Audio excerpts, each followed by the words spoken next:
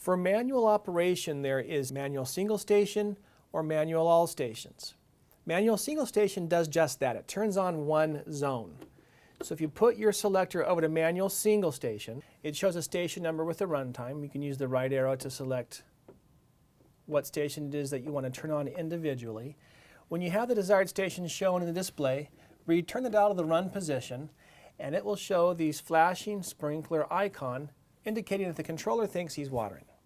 So once you're operating a station manually, to turn the water off, you have two choices. You can let the time elapse and you're already in the run position, so the controller is back in automatic function. If you want to stop right away, simply turn the dial to where it says System Off, and that station will stop running.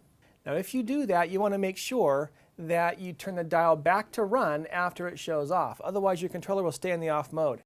The other manual operation is called manual all stations or manual program.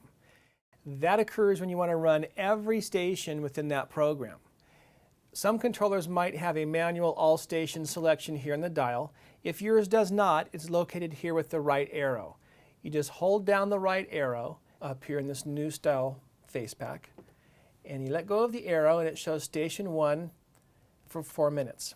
And it will start that program and cycle through each station in that program. Manual all stations will run whatever program you happen to be set in. So when you hold down the right arrow, it goes into the all stations mode. Hit the program button to program B or program C or back to program A, depending on what program it is that you do want to run. Once it's chosen, let go of the button and it'll start that program. To turn off station 1 in that program, go to System Off. And the entire program, the entire command shuts down. When you're finished, go back to the run position for automatic operation.